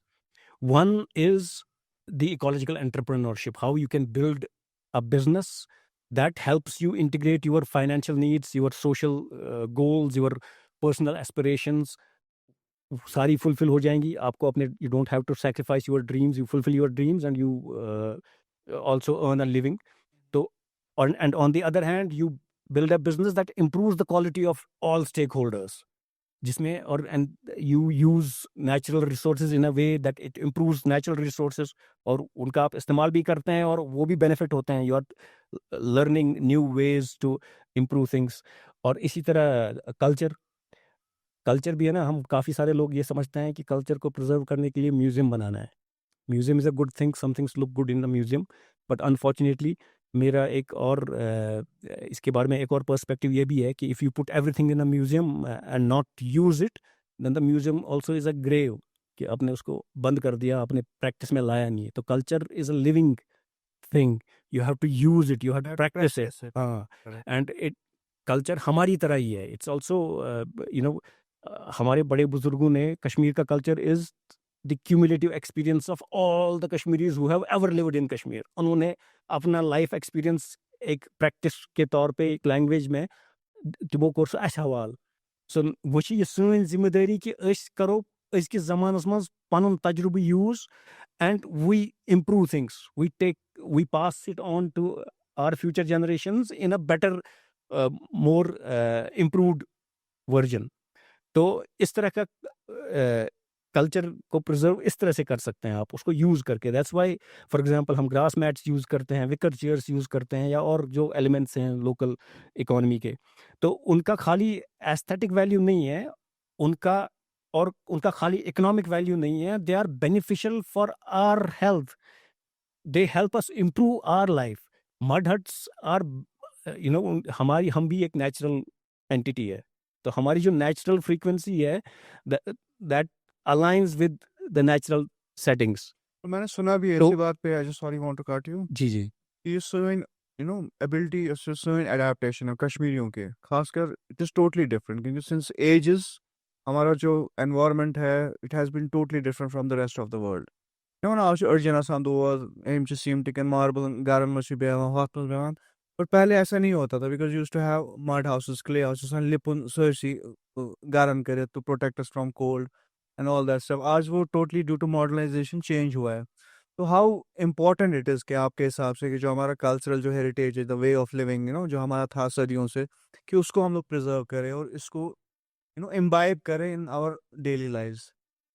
Ji, I think जैसे मैं बोल रहा था, हमारी जो नेचुरल फ्रीक्वेंसी है, तो जब हम किसी नेचुरल सेटिंग में जाते हैं या नेचुरल मटेरियल यूज़ करते हैं, तो वो हमारी नेचुरल फ्रीक्वेंसी से मैच करता है। That's why spending time in nature is D stressing, because हम एक आर्टिफिशियल एनवायरनमेंट में रहते हैं, है ना? तो वहाँ हमारी फ्रीक्वेंसी डिस्टर्ब हो जाती है। हमारी बॉडी, काफ़ी सारी जो नेगेटिव थिंकिंग है, वो हमारे एनवायरनमेंट से क्रिएट होती है।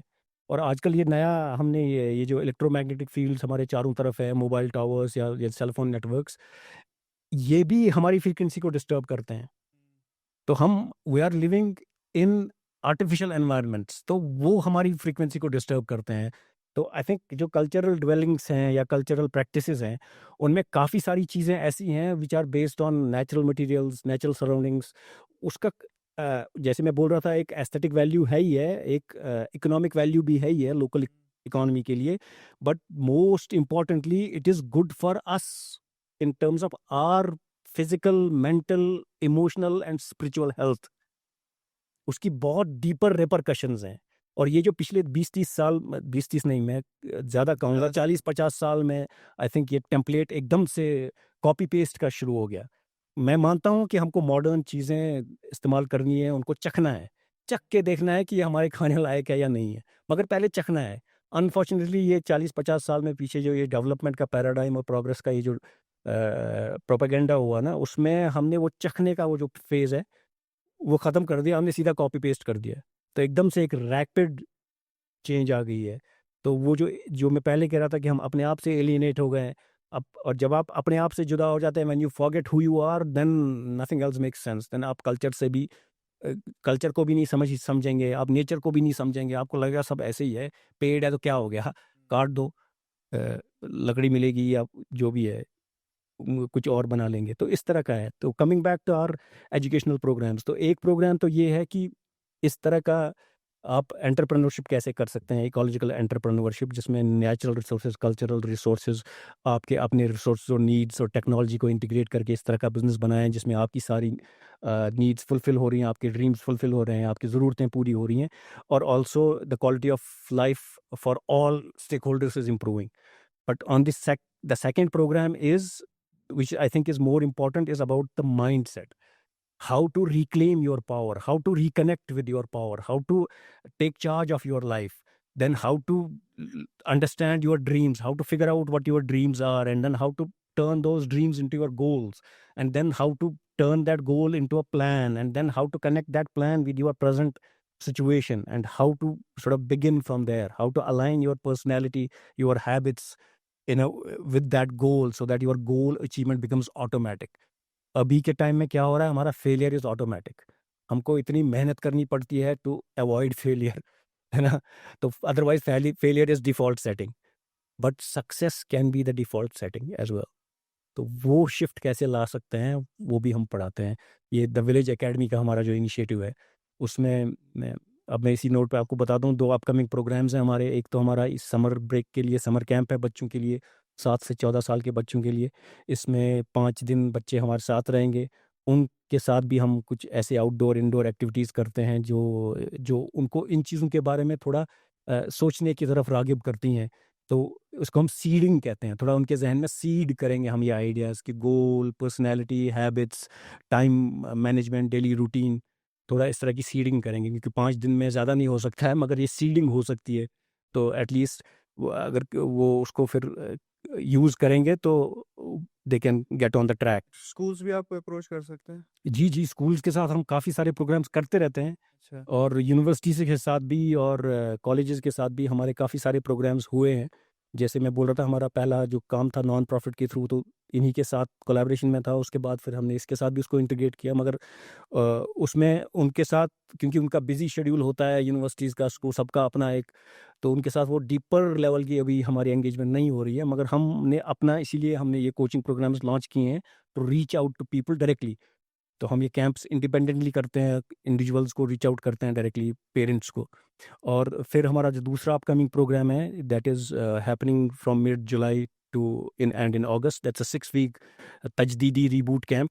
तो 6 वीक का एक प्रोग्राम है, उसमें हमारा जो बेसिक ये जो माइंडसेट का जो मॉड्यूल है, it's a 6 step process which is based on time tested cultural wisdom and cutting edge scientific discoveries का जितना भी हमारा रिसर्च और एक्सपीरियंस है, उसके बेस पे हमने एक 6 स्टेप प्रोसेस डिज़ाइन किया है, जो रिजेनरेटिव लाइफ़स्टाइल माइंडसेट जिसको हम कहते हैं। तो वो हम उनके साथ शेयर करते हैं और उसमें काफ़ी सारी एक्टिविटीज़, एक्सरसाइज़ेज़ हैं, वो पूरे 6 हफ्ते में वो करेंगे and they will understand what their goals are or which direction they want to go in. They will clarify their goals and then they will build a plan and then they will understand how to align their personality with their goals और वो फिर एक daily routine की practice करेंगे। तो 6 हफ्ते they will also practise that routine हुँ। और नई हैबिट्स को। तो वो काफ़ी एक रिगरस से एक एक्टिविटी बेस्ड और एंगेजिंग और इमर्सिव प्रोग्राम है for young people between 16 to 30 years. Great. अच्छा, एक सवाल है मेरा, मतलब I think you are the right person मुझे आपसे पूछना चाहिए and you should also advice जितने भी हमारे व्यूअर्स जी, जी। अभी देखने चाहिए। हम लोग अक्सर देखते हैं कि मुझे it's my own perspective, I think जो Kashmiri they are very destructive. हमें सिविल जो सेंस है वो बहुत लैकिंग है। अगर हम बाहर की देखें, अगर कश्मीर जैसी जगह किसी यूरोपियन कंट्री में होती तो इस जगह का वो बहुत खास ख्याल रखते हैं। अभी समर्स का टाइम है, आप किसी भी टूरिस्ट स्पॉट पे जाओ, किसी भी मीडो में जाओ, किसी भी पाइन फॉरेस्ट में जाओ या इनफैक्ट कोई ऐसी जगह जो बहुत कम एक्सेसिबल है लोगों के लिए, वहां जाओ, आपको हर जगह प्लास्टिक की बोतलें, हर जगह रैपर्स, लोग पिकनिक्स पे आते हैं, खाते पीते हैं, सब कुछ वहीं पे छोड़ जाते हैं। उनको बिल्कुल भी अकल नहीं है, इतना दिमाग नहीं है कि जो हमारा जो इकोसिस्टम है, हमारे जो ये रिसोर्सेज है या फॉरेस्ट है, ये कितने फ्रेजाइल है। तो अब ऐसे लोगों को क्या नसीहत देंगे, मतलब कैसे उनको समझाएंगे कि मैं तो थक चुका हूँ अपने वीडियोस में बोल बोल के कि मेहरबानी करके अपनी इन जगहों पे आप जाते हो घूमने फिरने, झरनों में इतनी मतलब नेचुरल स्प्रिंग्स है, वाटर्स है, इनको क्यों आप तबाह बर्बाद कर रहे हो? व्हाई आर यू पुटिंग कचरा देयर? क्या कैसे how will we fix this issue in Kashmir? जी। अब इसके इसको भी रिस्पॉन्ड करने के लिए काफ़ी सारे अप्रोचेस हो सकते हैं और ये भी एक बहुत क्या हम इसके लिए कुछ ज इनिशिएटिव ले सकते हैं थ्रू बिल्कुल, यू? कुछ कर बिल्कुल। सकते हैं ताकि लोगों का ये थोड़ा-सा सही हो जाए? जी, ये it's a much deeper problem जो मैं कह रहा था ना जो एलिनेशन होता है, when you forget who you are, जब आप अपने आप को भूल जाते हैं कि मैं कौन हूँ और मैं अपनी इंसानी हैसियत को आप इग्नोर करने लगते हैं एंड आप इस जानवर की एग्जिस्टेंस में फँस जाते हैं और उस खौफ में जीना शुरू कर देते हैं कि पता नहीं खाना मिलेगा, नहीं मिलेगा, कल क्या होगा, परसों क्या होगा। तो फिर नथिंग एल्स मेक्स सेंस। आप कल्चर से भी जुदा हो जाते हैं, आप नेचर से भी जुदा हो जाते हैं, वरना आप किसी से भी पूछो, एवरीबॉडी विल से ये कूड़ा फेंकना गलत है। मगर सब फेंकेंगे। मैं कह रहा हूँ जो हमारे गाँव घर के बाहर से वो स्ट्रीम बहती थी, उसमें हम ही लोग उसमें प्लास्टिक फेंकते हैं और कूड़ा फेंकते हैं। वो बाहर से नहीं आ रहा है, हम ही ने अपनी ड्रेन्स उसमें डायरेक्ट कर दी हैं। ये हमारा ही बिहेवियर है। मगर इसका बेसिक प्रॉब्लम तो वो एलिनेशन है। इसी इससे रिलेटेड एक और चीज़ मैं बताऊँ आपको, काफ़ी सारे लोग जो है ना, ये जो एनजीओज़ का एक मुझे और लिमिटेशन समझ में आया है कि a lot of the well meaning people who want to help the world, who want to improve things, जो अपनी लाइफ डेडिकेट करना चाहते हैं टू सोशल कॉजेज़, वो इन्हीं ये सिम्पटम्स हैं, प्लास्टिक जैसे है, ये एक सिम्पटम है ना, हम फेंकते हैं, it's a symptom of a problem, it's not a problem. ये और ऐसे ही चाहे वो हेल्थ केयर के हवाले से है, चाहे वो एनवायरनमेंट के हवाले से है, चाहे वो पानी के हवाले से है, चाहे वो एयर पोल्यूशन है, या चाहे वो एजुकेशन में प्रॉब्लम्स हैं, चाहे वो इकोनॉमिकल प्रॉब्लम्स हैं, ये सारी सिम्पटम्स हैं।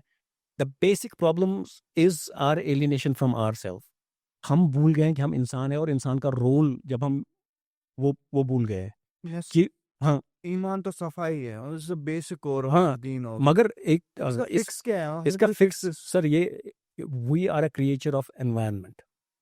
हम जैसा एनवायरनमेंट होगा ना, अब हम जब यूरोप जाएंगे ना, हम वहाँ नहीं फेंकेंगे। हाँ, नहीं फेंकेंगे। हाँ, क्योंकि वहाँ हमको पता है कि यहाँ ये नहीं चलता है। यहाँ हमको पता है you can get away with anything. हमने देख रहा है ना, यहाँ वर्स्ट टू वर्स्ट केस देखा है कि यहाँ तो कोई कानून नहीं चलता है ना, यहाँ काला कानून है, इस तरह का हमारा मानना है ना, ये बेसिक एक माइंडसेट है। तो इसलिए these things don't matter, people know they will get away with anything and everything. Get away तो हो जाएंगे, लेकिन जो हमारे हाँ, एनवायरनमेंट की जो धजिया उड़ा रहे हैं ये लोग। वही वही मैं अपनी अंडरस्टैंडिंग में बताऊं, एक तो इसमें ये है कि you have to be a role model. लोगों को कुछ भी बोलो, बोलने से कुछ नहीं होने वाला है अनलेस द बिहेवियर चेंजेस। और काफ़ी सारी चीज़ें हैं ना, ये कलेक्टिव सी चीज़ें हैं, ये कलेक्टिव लेवल पे एक एड्रेस की जा सकती हैं कुछ चीज़ें। इसमें कोई इनिशिएटिव्स कलेक्टिव लेवल पे लिए जा सकते हैं। Collective level meaning, for example J&K state है, हमारा फ्रेजाइल एनवायरनमेंट है, काफ़ी लोग समझते हैं इस बात को, और हमारे नेचुरली हम जन्नत में हैं, मगर जन्नत की फिर अपनी एक उसका एक स्टैंडर्ड है, उसको मेंटेन करना पड़ता है उस तरह से। तो उस लेवल पे, स्टेट लेवल पे भी इसका इलाज हो सकता है। तो अगर उस लेवल पे एक इस तरह का पॉलिसी या एक इस तरह की एनफोर्स्ड पॉलिसी लाई जाए कि हमें नहीं चाहिए भाई प्लास्टिक में खाना, हमें नहीं चाहिए ये, आप देखेंगे ये कंपनियां बदलेंगी अपनी पैकेजिंग जब आप एनफोर्स करेंगे। और इसी तरह फॉर एग्जांपल ये नेटवर्क्स का पेनिट्रेशन है ना, हम बोलते हैं बच्चे स्क्रीन से एडिक्शन से परेशान हैं, हम स्क्रीन एडिक्शन से परेशान हैं, रात रात भर भी लोग देखते रहते हैं। तो आप एक सेंट्रल लेवल पे कोई पॉलिसी बनाओ ना कि रात को क्या ज़रूरत है आपको। रात को सबको तो ज़रूरत नहीं है इंटरनेट, आप कोई एसेंशियल सर्विसेज छोड़ दो, बाकी आप बंद कर दो, दिन में आप खोल दो। तो इस तरह की एक पॉलिसीज़ जो है कलेक्टिव लेवल पे बन सकती हैं। हम और आप ये कर सकते, फॉर एग्जांपल सग में हम लोग प्लास्टिक अलाउ ही नहीं करते हैं, हम प्लास्टिक बॉटल की पानी भी अलाउ नहीं करते हैं। कुछ गेस्ट हमारा पानी पीते ही नहीं है, स्प्रिंग का वो पानी है या फ़िल्टर वाटर है, वो वहाँ रहना पसंद नहीं करते हैं क्योंकि उनको आदत है बॉटल्ड वाटर की। मगर we are okay with that because we don't want to promote plastic, तो हम अलाउ ही नहीं करते हैं। लोग चिप्स लेके आते हैं, ये प्लास्टिक उसमें, वो हम अलाउ ही नहीं करते हैं, हम उनको बाहर रखवाते हैं, आप बाहर रख लीजिए, अंदर नहीं ले जा सकते। तो आप you can create an example, you can be an example yourself.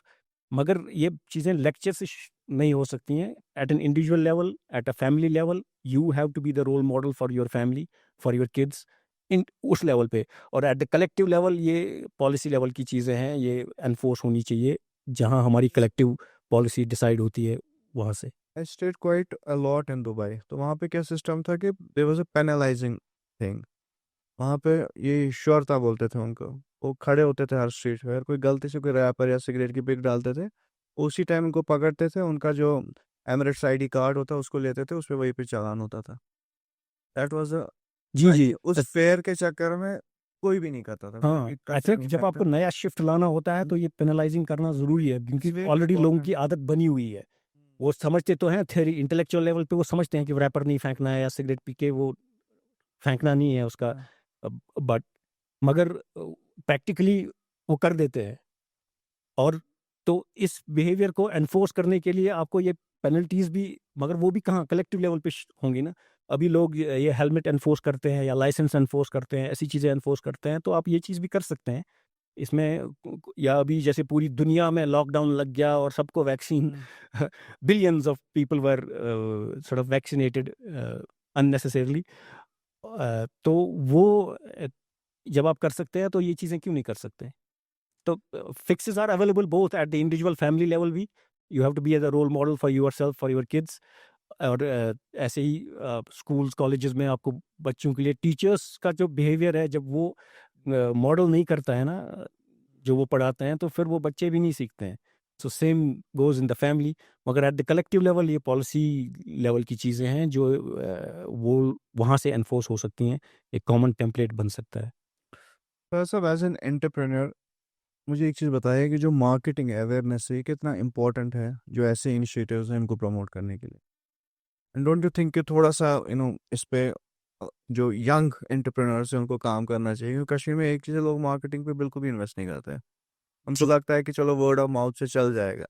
अब हम साग साग इको विलेज की बात करेंगे, people come there, they make videos, they post it online, तो इससे एक अवेयरनेस क्रिएट होती है। तो हाउ इम्पोर्टेंट इट इज़। जी, बहुत इम्पोर्टेंट है। आई थिंक एनी आइडिया या any business should start from the marketing plan. है ना? क्योंकि एंटरप्रेन्योर में पैशन होता है, एंटरप्रेन्योर में प्रॉब्लम सॉल्विंग का एक जुनून होता है, या कोई चीज़ इंप्रूव करने का जुनून होता है, या कुछ करने का जुनून होता है, वो तो ऑलरेडी होता है।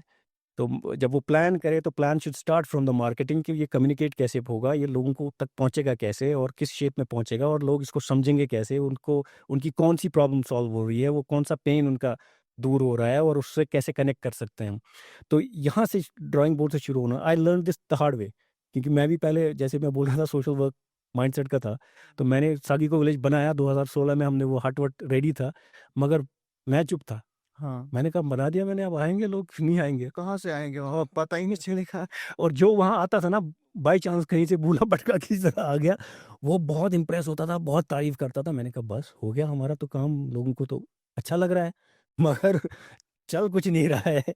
उन बिल बने जा रहे हैं, वो सारे खर्चे हो रहे हैं, मगर बिज़नेस हो नहीं रहा है। तो देन आई रियलाइज़्ड कि नहीं, ये कुछ और मामला है। तो I learned it the hard way. I think story telling आजकल जो है, जो डायरेक्ट कस्टमर की के पास जो हमारी ये जो एबिलिटी है, जो सोशल मीडिया है या वीडियोस है, या आजकल सबके पास फ़ोन है, कैमरा है, ऑडियो है, you can use any So of these you tools. do allow to film there. जी, जी, जी, जी। हम अब उस स्टेज पे पहुँचे हैं जहाँ we want to now control it in a certain way, because हम चाहते हैं कि हम जो स्टोरी बोलना चाहते हैं ना, हम जिस तरह का नैरेटिव क्रिएट, वो हाँ, कंट्रोल एंटरप्रेन्योर को रखना चाहिए कि किस तरह की स्टोरी बाहर जा रही है। हाँ।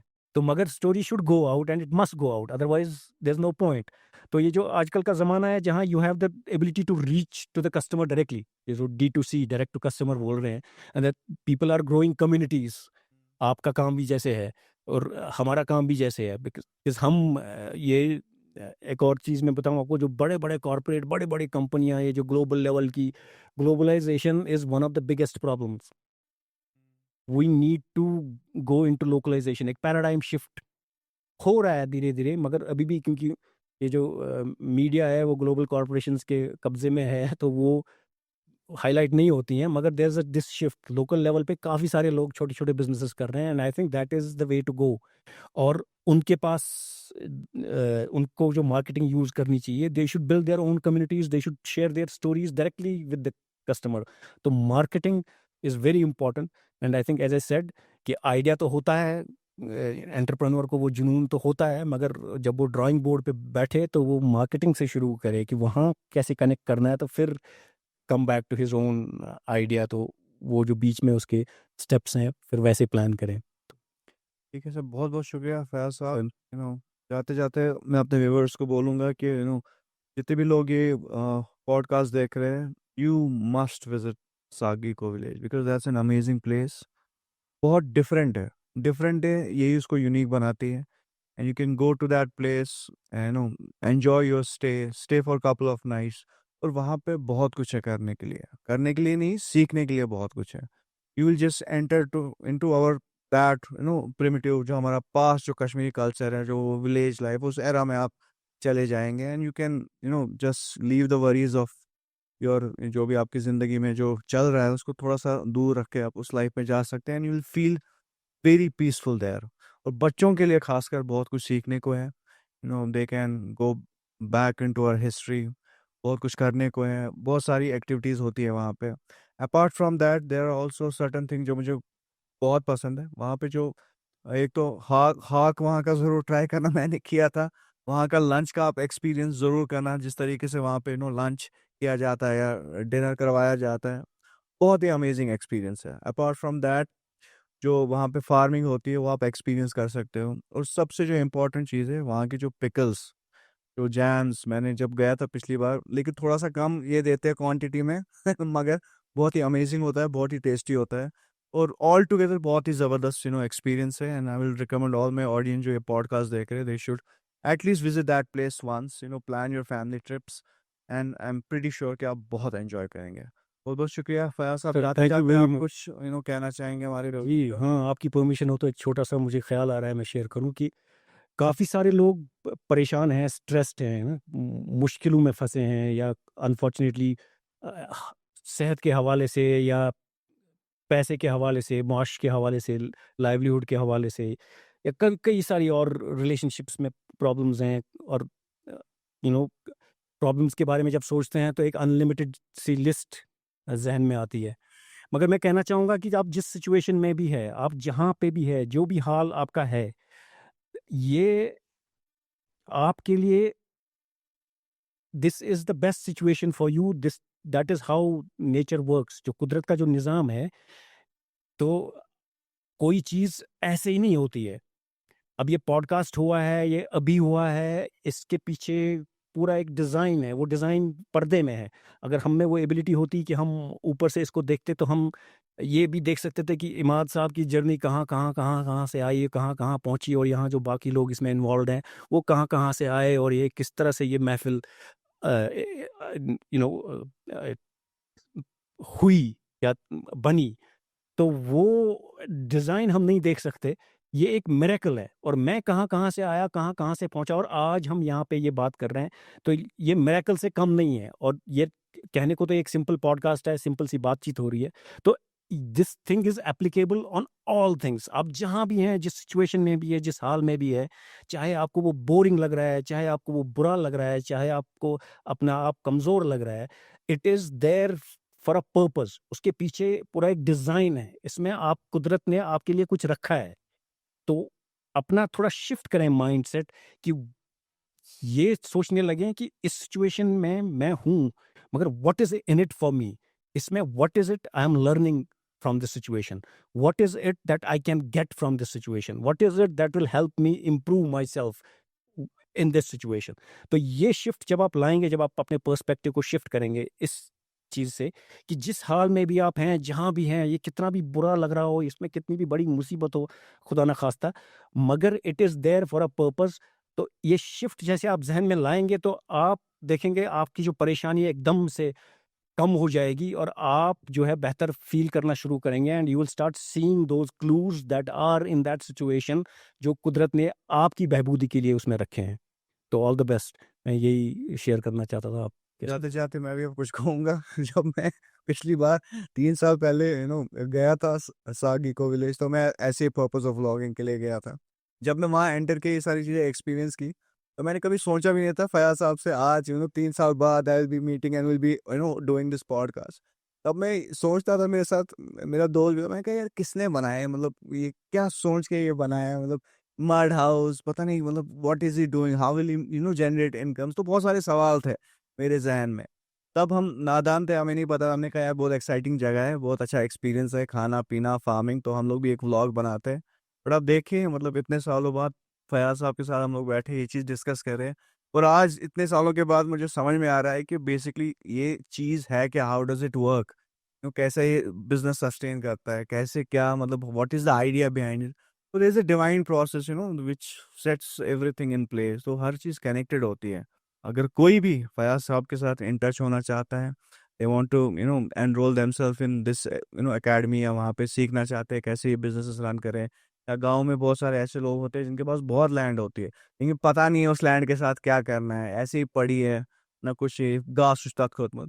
So you can utilize your land resources. You can get in touch with the experts and they will guide you, how to utilize those pieces of land. खासकर जो villages में है, कुछ तो मेरे ऐसे दोस्त हैं उनके पास क्या अमेजिंग जगहें हैं, ब्यूटीफुल वे उन पहाड़ों में ऐसी ऐसी लैंड से, उनके साथ क्या करना है, how to generate utilize those pieces. तो फयाज साहब is the right guy. You can approach him. I'll put his email, his phone number in the video description, and I'm pretty sure once you get in touch with the right people, they will guide you to greatness. With all that said, take care. Allah Hafiz.